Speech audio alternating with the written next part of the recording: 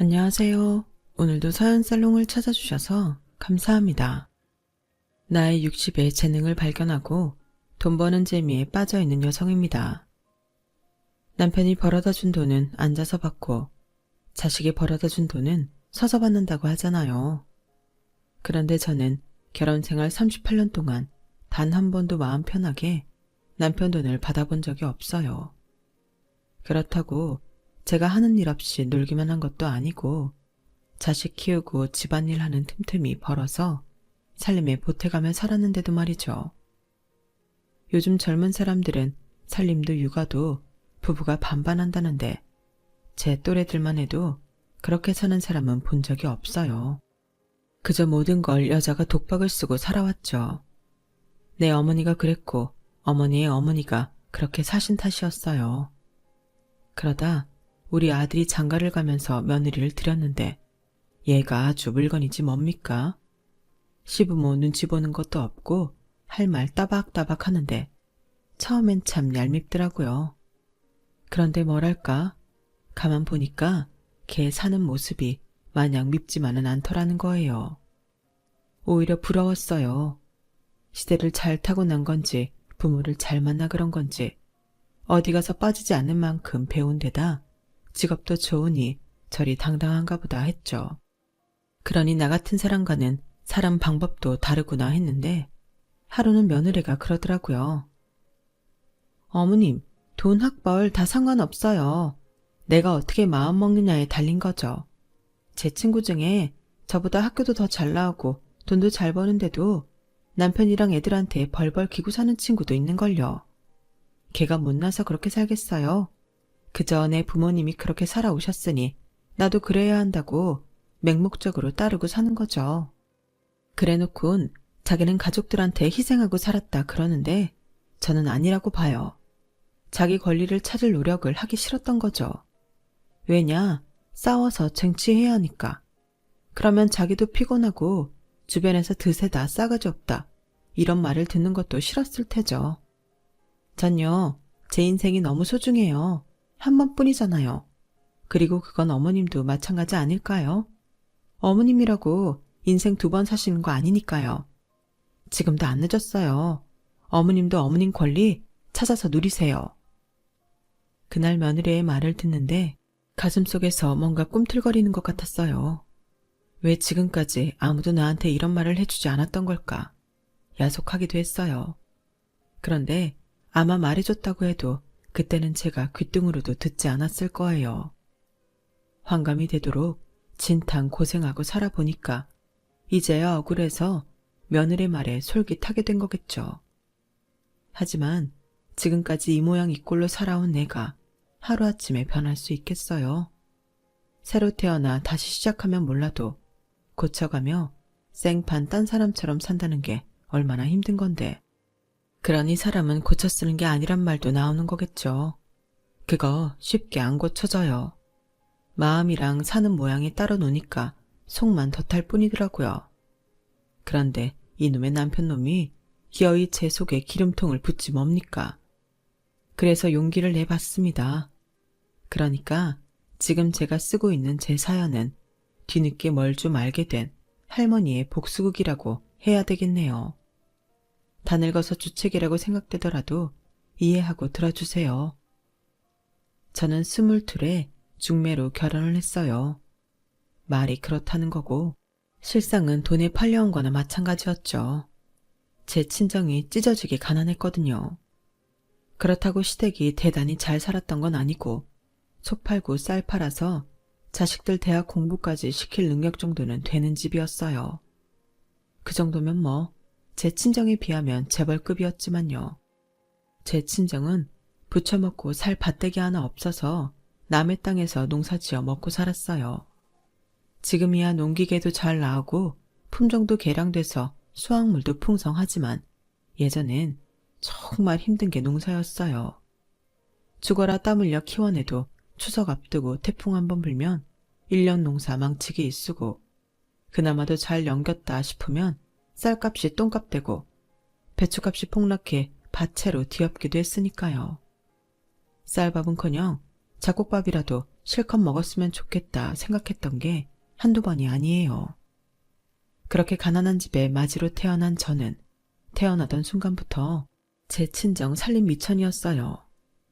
날 때부터 병약했던 남동생 때문에 없는 살림에 약값까지 들여야 했던 부모님은 늘 돈에 쪼들리셨고, 그런 부모님이 안쓰러워 저는 일찍부터 한 사람 몫을 다하며 농사일을 거들었어요.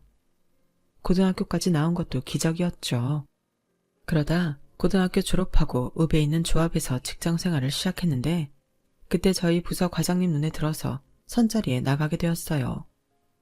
저희 집 사정을 잘 아는 분이어서 평소에도 이런저런 도움을 많이 주셨는데, 그래서 거절할 수가 없었어요. 미쓰리, 내가 살아보니까 말이야, 결혼은 자고로 조건 보고 하는 게 답이더라. 요즘 젊은 사람들 사랑 찾아서 연애 결혼들 하는데 모르는 소리지. 사랑? 그딴 거 금세 식어.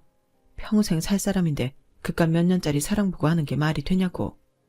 내가 미쓰리 사정 다 아니까 특별히 신경 써서 마련한 자리야. 미쓰리 집에도 도움이 되는 혼처니까 잘해봐.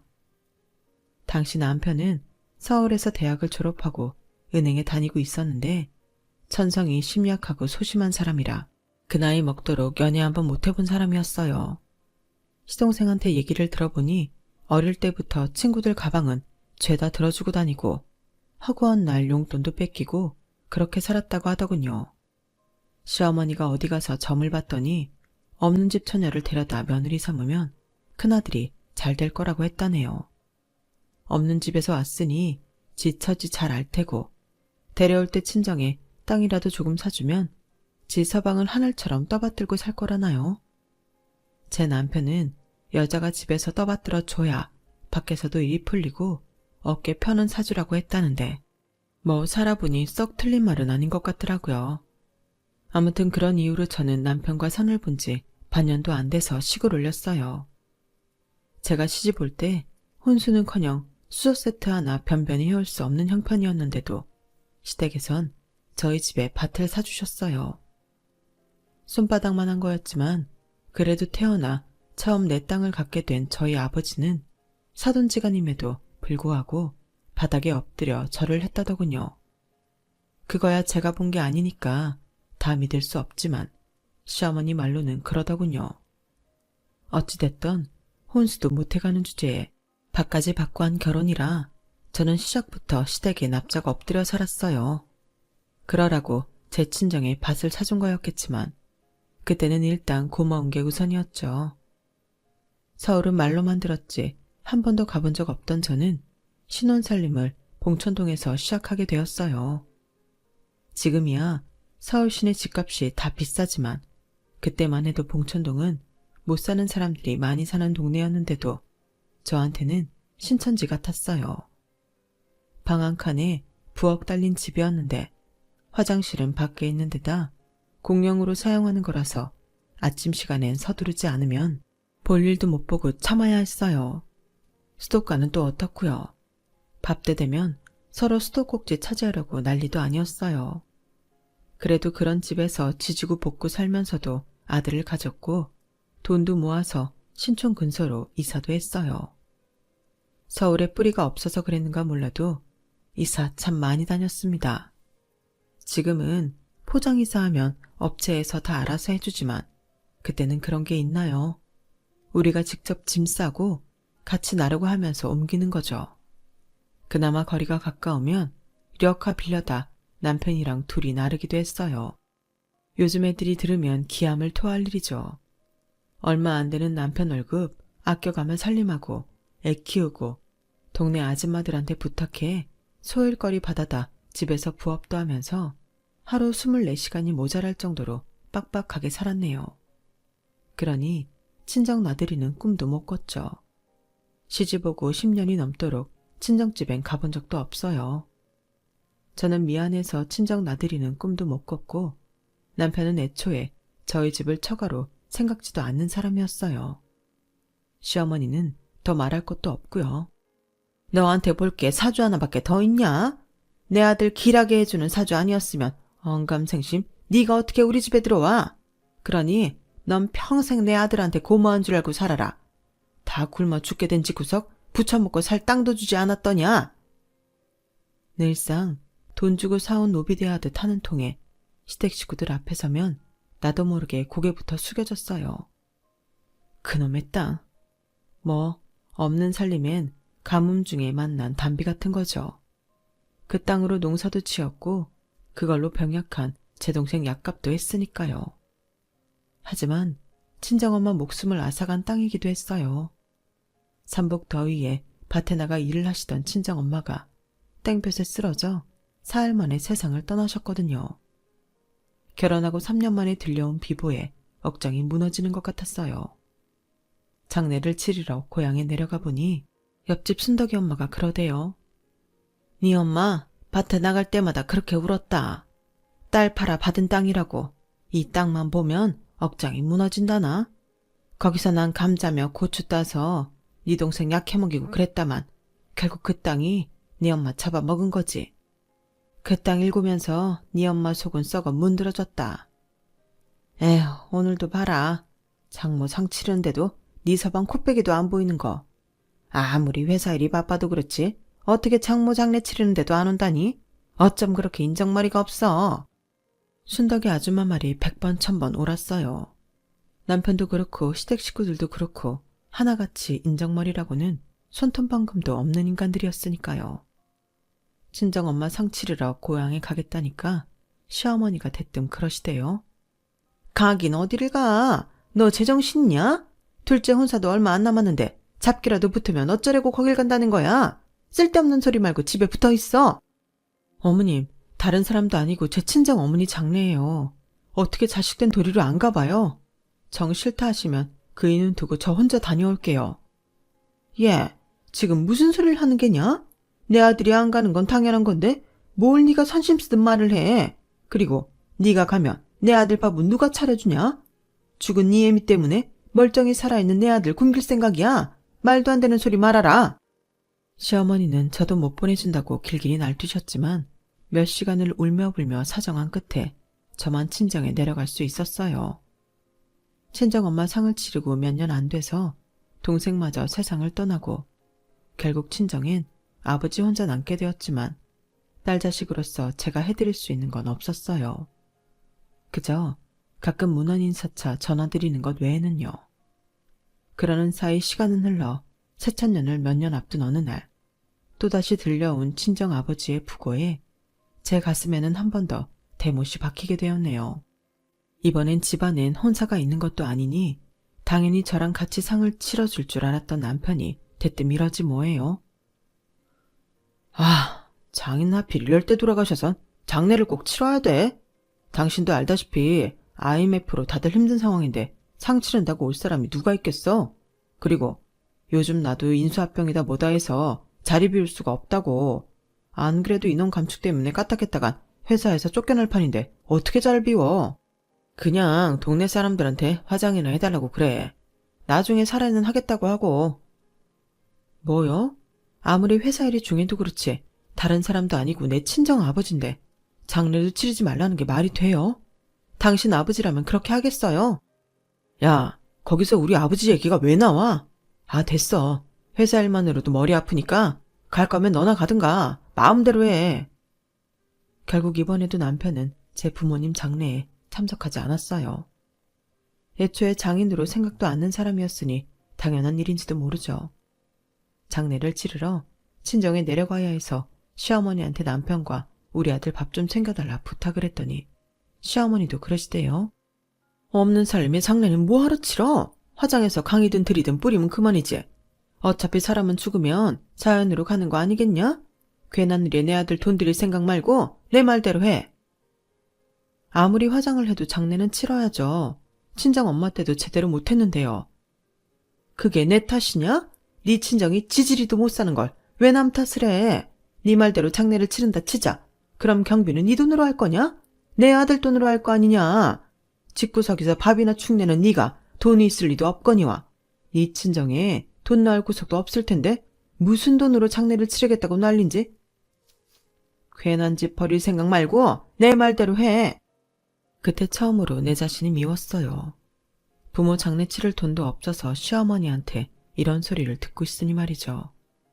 아버지 장례를 치르는 데는 생각보다 돈이 들지 않았어요. 음식이며 장례에 필요한 물품들도 동네 사람들이 십시일반 도와주신 덕에 무탈하게 상을 치를 수 있었죠. 친정 아버지 장례를 마치고 서울로 올라오는 버스 안에서 저는 결심을 했어요. 내 주머니를 따로 만들어 놔야 되겠다고요. 이 사람들을 가족이라고 믿고 살다간 언제고 나도 내 부모 꼴 나게 될 것 같았거든요. 애한테 이제 손이 덜 들겠다. 저도 전보다 낯도 두꺼워졌겠다. 돈만 벌 수 있다면 뭐든 할 수 있을 것 같았어요. 다행이라고 해야 할지 그 무렵 김밥 전문점이랑 치킨집이 많이 생겨나서 낮 시간에 잠깐 일할 곳들이 많았어요. 남편 출근시키고 애 학교에 보내놓은 뒤 가게에 나가 김밥도 말고 치킨도 튀기고 했죠. 가랑비에 옷 젖는다더니 고작 몇 시간씩 일해서 번 돈은 통장에 차곡차곡 쌓이자 꽤 큰 돈으로 변해갔어요. 그걸로 애 학원도 보내고 남편 구두도 바꿔주고 평소에 남편 눈치 보여서 못 샀던 화장품이며 속옷도 사쓰고 그랬죠. 남편 돈 쓸 때는 그렇게 눈치가 보이더니 내가 번 돈으로 쓰려니 세상 마음이 편하더라고요.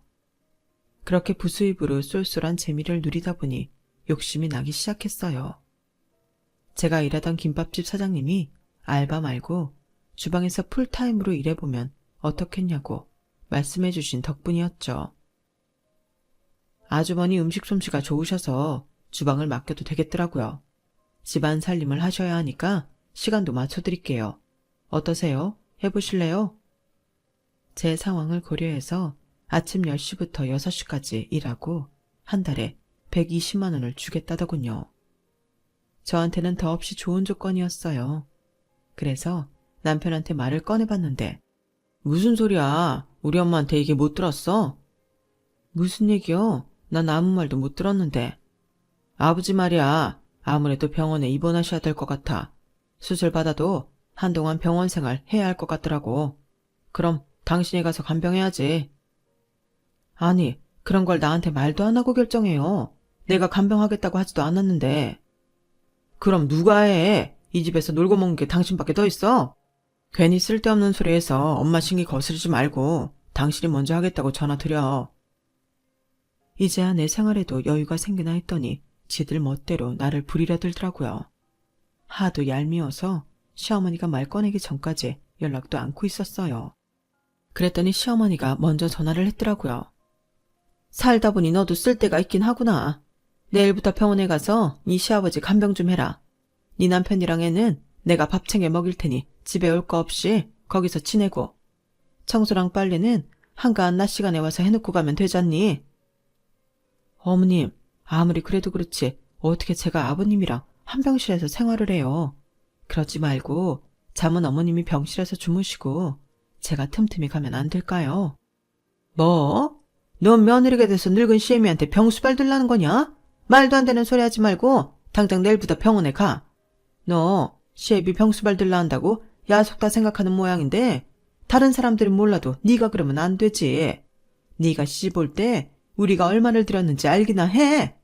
평생 돈값도 못하고 살던 거 이참에 한번 써보나 했더니 뭔 말이 그렇게 많아. 그놈의 지긋지긋한 땅 얘기. 하지만 그 연병할 땅 팔아서 우리 아버지 묘자리로 썼으니 저도 더는 할 말이 없었어요. 한동안 시아버지 병수발 하느라 병원에서 지내다 보니 이게 꼭 육아랑 같다는 생각이 들더라고요. 매일 반복되는 일상에 편히 잠도 잘 수 없고 누가 대신해주지 않는다는 걸 보면 말이죠. 간병을 하다가 아버님 점심 식사를 챙기고 나선 집으로 달려가 빨래며 청소를 해댔어요. 어머님이 식구들 밥만 챙겨주시고 살림은 아무것도 안 해주셔서 냉장고 채우는 것도 제 일이었죠. 그 바쁜 와중에 병원에서 먹을 반찬 몇 가지 후딱 하고 나면 바로 아버님 저녁 챙겨드릴 시간이 돌아왔어요. 발바닥에 땀나도록 뛰어다니다 보니 하루가 다르게 몸이 축나더라고요. 온몸에 파스를 붙이고 밤마다 끙끙 앓으며 잠들다 보니 아픈 사람이 시아버지인지 난지 구분이 안 가더라고요. 가끔 주말에 시동생 내외가 와서 1시간 정도 떠들고 가곤 했는데 이것들이 올 때마다 그렇게 트집을 잡지 뭐예요. 형님, 전에 제가 사온 과일은 다 어디 갔어요? 그거 아버님 드시라고 사온 건데 형님이 다 드신 거예요? 일부러 백화점에서 비싸게 주고 산 건데. 거참, 한 달 전쯤에 오렌지랑 멜론 한 통 사와 놓고 그걸 지금 와서 찾네요. 동서, 그게 언제적 일인데 그래. 한 달도 더 됐어. 먹어도 진작 다 먹었지. 그리고 나 과일 안 좋아해서 다 아버님 드렸으니까 내 입에 들어갔을까봐 걱정할 필요 없어. 어머 형님, 말 참 이상하게 하신다. 지금 내가 자주 안 온다고 타박하는 거예요? 나도 형님처럼 집에서 살림이나 하는 사람이면 하루가 멀다고 오죠. 근데 그게 아니잖아요.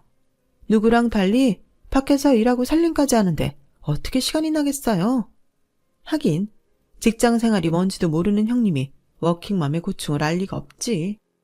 동서, 나도 결혼 전에 직장 생활 다 해본 사람이야. 그리고 병원 들어오기 전까지도 김밥집에 나가 일했다고.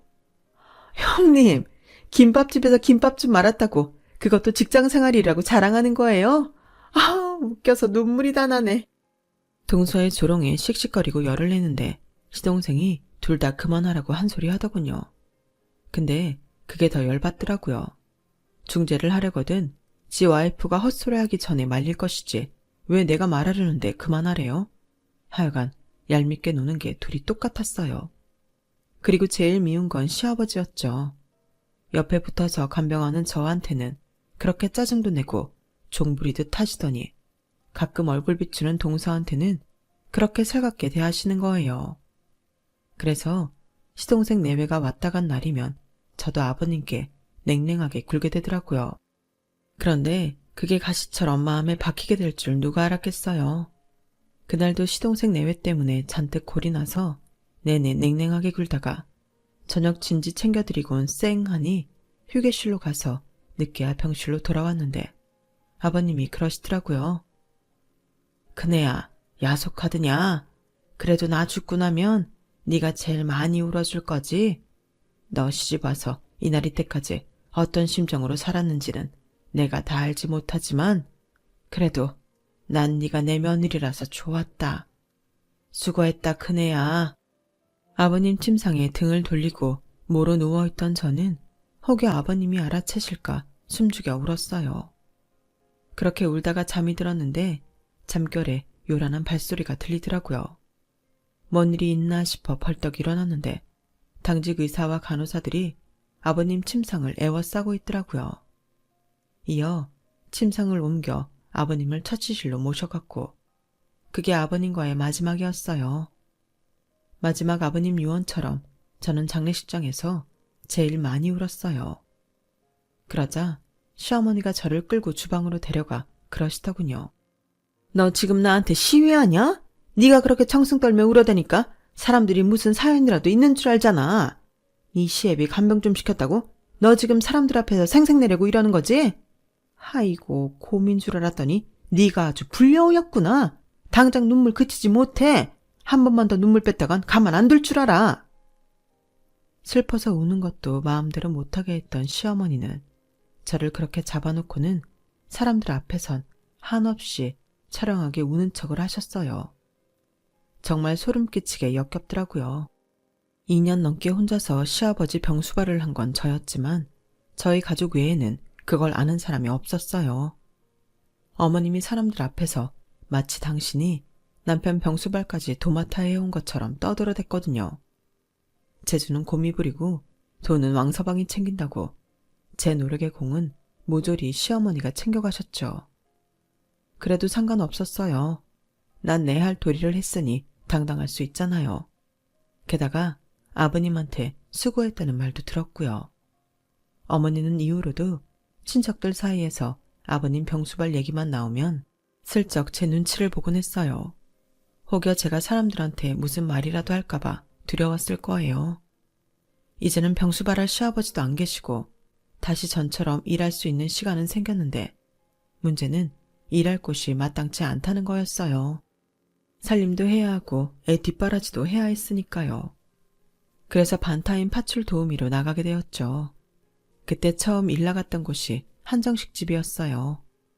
고추장이며 된장까지 직접 만드는 데라서 일손이 많이 필요한 집이었죠. 저는 장 만드는 곳에 배정이 됐는데 시골에서 나고 자라 그런지 홀 서빙보다는 이쪽이 편하더라고요. 친정 엄마가 장 담그는 걸 옆에서 도우며 익혔던 덕분에 일도 익숙했고요. 장은 주인 할머니가 일꾼들을 데리고 직접 만드셨는데 제 솜씨가 마음에 드셨는지 앞으로도 딴 집에 일 나가지 말고 여기로 오라고 하시더군요. 사실 반타임이라 일당은 얼마 안 됐지만 그래도 저한테 딱 맞는 시간대였고 꾸준히 할 수 있는 자리라서 그러겠다고 했어요. 그 집에 10년 가까이 일 나가면서 주인 할머니한테 참 많이 배웠어요. 장 만드는 것뿐만 아니라 장사하는 요령도 배울 수 있었죠.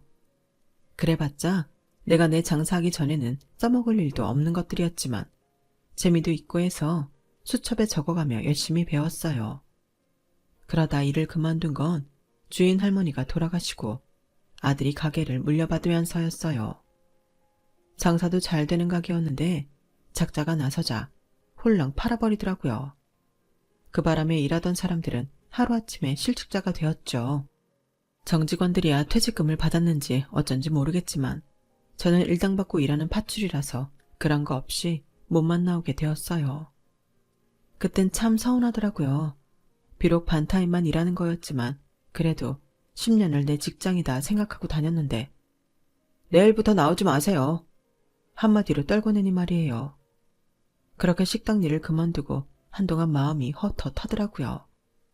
바로 일을 시작하려고 했는데 일이 안 구해졌거든요. 이제는 나이가 많아서 써주겠다는 곳이 없었어요. 그렇다고 이 나이 먹고 식당에 설거지하러 다니기도 그래서 일을 쉬고 있었는데 아들 녀석이 하루는 결혼할 사람이 있다고 그러지 뭐예요. 그때 정신이 확 들더라고요. 아, 내 나이가 벌써 이렇게 됐구나. 품 안의 자식이라고 이제 아들 녀석도 떠나보내야 하는구나 하고 말이죠. 그런데 하필 아들놈이 데려온 며느리감이 저랑은 성격이 정반대라서 괜히 불편하더라고요. 내가 데리고 살 사람도 아닌데 어떠냐고 하시겠지만 그래도 얼굴 맞대고 살아야 하는 가족인데 기왕이면 나 좋은 사람이 들어오면 좋잖아요. 그런데 사람은 겪어봐야 한다고 시간이 갈수록 정이 가지 뭐예요. 배운 게 도둑질이라고 장 만드는 식당에서 오래 일한 덕분에 고추장이며 된장 만드는 건 자신이 있었거든요. 아들 녀석 장가 보낸 뒤로는 방도 하나 남아서 매주도 직접 뛰어가며 본격적으로 장을 만들어 먹기 시작했는데 며느리가 장맛을 보고는 그러지 뭡니까? 어머님, 이 좋은 재주를 왜 썩히고 계세요? 팔아서 돈 버세요. 얘는 내가 돈이 어딨니? 장 만들어 팔려면 공장도 있어야 하고 가게도 있어야 되는데 너도 알다시피 내 손이 진 게 아무것도 없잖니. 어머님, 요즘엔 홈메이드 제품도 잘 팔려요. 판매야 인터넷으로 주문 받아서 팔면 되는데 뭐가 문제예요? 어머님이 하겠다고만 하시면 판로를 제가 만들어 드릴게요. 일단 첫 주문은 제가 할게요. 저희 먹을 거 고추장 된장 한 통씩이랑 제 친정 것도 한 통씩 해서 총 4통 만들어주세요. 매사에 딱 부러지는 며느리는 원가에 시간당 급여, 배송비를 계산해서 가격을 산정했어요. 그리고는 인터넷에서 시판 중인 제품들이랑 가격 비교해서 최종 가격을 결정했죠. 그래 봐야 주문량은 1kg짜리 4통이었지만요. 그래도 이걸로 돈을 벌 수 있다 생각하니 기분은 좋더라고요. 그렇게 장난처럼 시작한 장 만들어 파는 일은 1년이 지날 무렵부터는 꽤 쏠쏠한 수입원이 되었어요. 며느리 직장 사람들은 물론 며느리 친정 쪽에서 들어오는 주문량도 상당했고 인터넷으로 주문해서 먹어본 사람들이 몰고 온 신규 고객까지 그 사이 많이 늘었거든요. 처음엔 집에서 그런 걸 만들어 판다고 타박을 하던 남편도 제 통장에 찍히는 수익금을 보자 슬슬 욕심을 내더라고요. 이참에 차 좀 바꿀까 하는데 당신은 어때? 기왕이면 수입차로 할까 하는데 말이야. 그런 걸 언제 나한테 물었다고 그래요? 당신 마음대로 해요. 이 사람이 내가 꼭 내 입으로 차 바꿔달라고 해야겠어? 말을 하면 대충 알아먹을 것이지 머리 안 좋은 거 티내. 애초에 차 사달라고 했으면 됐잖아요. 그리고 내가 머리가 왜 안 좋아요? 아들은 엄마 머리 담는다고 우리 성준이 공부 잘했던 건 몰라요? 이봐. 내가 이래서 자넬 보고 머리가 안 좋다는 거야. 아들이 엄마 머리 닮는다는 증거가 어딨어? 과학적으로 증명은 된 얘기야? 아니지? 어디서 출처도 불분명한 헛소리를 듣고 와서는 떠들기는. 그 출처가 바로 당신 어머니네요. 어머님이 항상 그러시잖아요. 당신의 어머님을 닮아 똑똑한 거라고. 따질 거면 당신 어머님한테 가서 따지라고요. 우리 부부 목소리가 커지자 방에 있던 아들 내외가 거실로 나왔어요. 마침 주말이라 김치랑 밑반찬 가지러 와 있던 참이었거든요.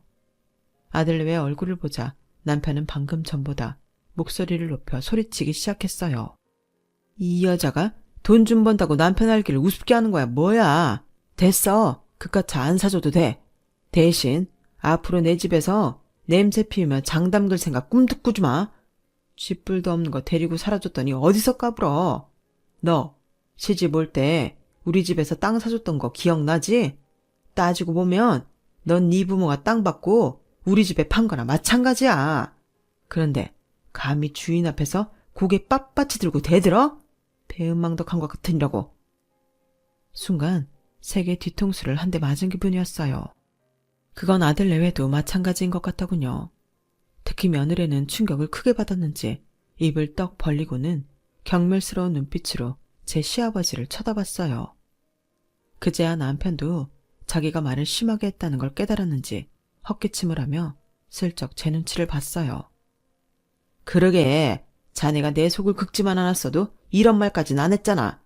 배고프니까 점심이나 차려. 남편은 은근슬쩍 넘어가려고 했어요. 하지만 그렇게 놔둘 수는 없었죠. 내가 왜 네 밥을 차려? 배고프면 네 손으로 차려서 처먹어. 배은망덕? 그건 내가 할 소리 아니냐? 내 친정에 밭대기 사준 걸로 지난 38년 동안 너랑 니네 식구들이 날 얼마나 부려쳐먹었냐. 그거 돈으로 환산하면 밭대기 수십 개 수백 개 사고는 남을 거다. 그리고 이 집이 어째서 네 집이냐? 너 밖에서 돈 버는 동안 나는 놀았더냐? 밥하고 빨래하고 청소하고 밖에 나가 돈도 벌었다 이놈아. 네 월급만으로 생활하고 애 학원 보내고 돈까지 모을 수 있었는 줄 알아? 우리 집 생활비는 다 내가 벌어서 충당한 지 오래다. 그렇게 안 했으면 이 집도 못 샀어. 그런데 왜 나를 돈 주고 사온 종년 취급을 하냐고. 말을 하다 보니 점점 더 악에 받쳐서 결국 눈물까지 쏟고 말았어요.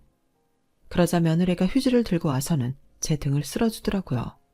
마치 제 편이라는 걸 알려주는 것처럼요. 그래서 그동안 말 못하고 가슴에 담아두었던 그 말을 하고 말았어요. 이참에 해야 할 말은 해야겠네요. 우리 갈라섭시다. 나는 더 이상 이런 대접받으며 살기도 싫고 당신 얼굴도 보기 싫어요. 그러니 깔끔하게 끝내고 남남으로 살자고요. 그리고 헤어질 때는 내 몫의 재산 제대로 받고 끝낼 테니 계산이나 잘해두세요. 은행원 출신이니 돈 계산이야 잘하겠지. 아니 이 여자가 미쳤나? 누구 맘대로 이혼을 해. 이봐 당신 거기 안 서. 남편은 그제야 다급하게 저를 불러댔어요. 하지만 더는 남편과 말 섞기 싫어서 저는 그 길로 밖으로 나와버렸죠. 그렇다고 딱히 갈 곳도 없어서 동네 공원을 어슬렁거리고 있는데 시어머니가 전화를 했더라고요. 처음엔 남편한테 뭔 얘기를 들어서 전화를 했나 했더니 그건 아닌 것 같더라고요. 대뜸 요양원으로 오라고 하시길래 어차피 갈 곳도 없어서 어머님이 계시는 요양원으로 갔어요. 집에 들어가 옷이라도 갈아입고 갈까 하다가 그냥 말았어요. 못해도 일주일에 두어 번은 오가는 곳이라 딱히 차려입고 가지 않아도 되는 곳이었거든요. 어머님은 저를 보자마자 당신 할 말만 하셨어요. 나도 죽을 때가 다 됐나? 죽은 이 시아버지가 그렇게 꿈에 나타난다. 이제 나도 슬슬 준비를 해야겠어. 엊그저께 텔레비를 보니까 수입하는 집이 나오더라. 요즘이야 모시로도 하고 면으로도 한다지만 그래도 수입은 뭐니 해도 삼배 아니겠니? 유명한 사람들도 그 집에서 수위를 맞춰간다던데 니들 생각해서 비싼 거는 못하겠고 그냥 돈 1,000만 원 하는 걸로다가 하나 장만해 다오. 네? 1,000만 원이요? 아니 어차피 땅에 묻으면 썩을 옷인데 1,000만 원씩이나 하는 걸 꼭 입으셔야겠어요. 세상에 낭비도 그런 낭비가 어딨어요. 너 지금 뭐라고 했냐? 낭비라고 했냐? 시엠이 마지막 가는 길에 머리카락으로 집신을 만들어주지를 못할 망정 그깟 삼배 수위 하나 해주는 거 가지고 낭비? 네가 못 배워 처먹은 앤 줄은 익히 알고 있었지만 이 정도로 엉망인 줄은 몰랐다. 어머님도 참, 그 캐캐 묵은 레퍼토리는 언제까지 하실 거예요? 그리고 말이 났으니 말인데요. 고등학교까지 나온 제가 못 배워 먹은 거면 수학교밖에 못 나온 어머님은 어디다 갖다 댈 것도 없겠네요. 그리고 어머님이 연세가 드셔서 기억이 가물가물하신지 모르겠는데 제 친정아버지 돌아가셨을 때 어머님이 뭐라 그러셨어요? 죽으면 썩어 문드러질 몸뚱이 뭐하러 수인은 입히고 관짝에 넣느냐고 하신 거 기억 안 나세요? 괜히 땅 아깝게 묻을 생각하지 말고 화장해서 들판이나 강에다 뿌리라고 하셨잖아요. 사람은 죽으면 자연으로 돌아가는 게 순리라고요. 그래놓고 어머님은 1,000만 원짜리 수익까지 있고 땅에 묻힐 생각을 하세요? 에이, 양심도 없네요. 뭐 그렇게 땅에 묻히고 싶으시다면 그러세요. 대신 어머님 수위는 제 마음대로 할 겁니다. 오냐, 네가 네 친정아버지 일로 나한테 앙금이 있는 모양이구나. 참 나이를 먹고도 별것 아닌 일에 심보를 그렇게 쓰는 건지 네가 뭘 안다고 알아서 하겠다는 건지 모르겠지만 내 아들이 두 눈 시퍼렇게 뜨고 살아있는 한 네 마음대로는 안 될 거다. 안 되긴 뭘 안 돼요. 어머님 아들은 지 몸 귀한 건 알지 지 부모 죽고 사는 건 하나 관심 없는 인간인걸요. 이날 이때까지 어머니 뵈러 그 양반이 찾아오는 거 본 적 있어요? 명절에도 나나 우리 아들 시켜서 다녀오라고나 하는데요. 그런 사람이 퍽이나 어머님 수위를 챙기겠네요. 바랄 걸 바라세요. 뭐 그런 게 어머님 큰아들 뿐인가요? 잘난 둘째 아들의 딸내미들까지 죄다 지들 먹고 사는 데만 급급하지 누가 하나 어머님 챙기는 사람이 있냐고요. 그러니까 허튼 기대는 하지 마세요. 제가 어머님 수위로 100% 면반스 한 장 입혀드릴게요. 어머님이 저한테 매번 그러셨잖아요. 어차피 겉옷으로 가려질 거 비싼 속옷은 뭐하러 입냐고. 남편이 입다 버린 속옷 주워 입으면 그만 아니냐고요. 생각 같아선 어머님 아들이 입던 반스 입혀서 보내드리고 싶지만 그래도 먼 길 가시는데 새 반스 사서 입혀드릴 테니까 안심하세요. 그 정도면 저도 크게 해드리는 겁니다. 그리고 기왕 저 세상 가실 거면 한두 달 안에 가시는 게 좋겠네요. 제가 어머님 아들이랑 이혼을 할 참이거든요. 그럼 안녕히 계세요. 저는 성질을 부리며 각티슈를 던지는 시어머니를 뒤로하고 병실을 나왔어요. 이혼 얘기를 이렇게 전하고 싶지는 않았는데 어머님이 자초한 일이니 별 수 없었다 생각하기로 했네요. 그렇게 저는 남편과 이혼을 하고 재산 분할을 받아 작은 전셋집으로 이사를 했어요. 그날 자기 시아버지한테 단단히 실망한 며느리는 이후로 제 든든한 백이 되어주었죠. 집을 구할 때도 그렇고 저 혼자 홀로서기를 하는데도 도움을 많이 주었어요. 처음엔 맹랑하게만 보였던 며느리가 내 인생의 스승처럼 느껴지다니 인생은 참 알다가도 모를 일인 것 같아요. 그건 아마도 자기 인생은 자기가 어떻게 하느냐에 따라 달라진다고 했던 며느리의 말이 제 인생을 바꿔주었기에 더더욱 그런 생각이 드는 것 같습니다. 앞으로 제 인생이 또다시 어떻게 바뀌게 될지는 모르겠지만 그래도 두렵지는 않아요.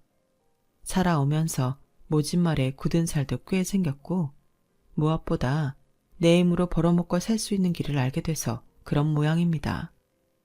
2번 사는 인생도 아니고 한 번뿐인 인생이니 후회 없이 살아보렵니다. 앞으로의 제 인생 응원해 주시면 고맙겠습니다. 지금까지 제 사연 들어주셔서 감사합니다. 항상 건강하세요. 여러분, 사연 댓글에 응원과 현명한 조언 부탁드려요. 좋아요와 구독은 저에게 큰 힘이 됩니다.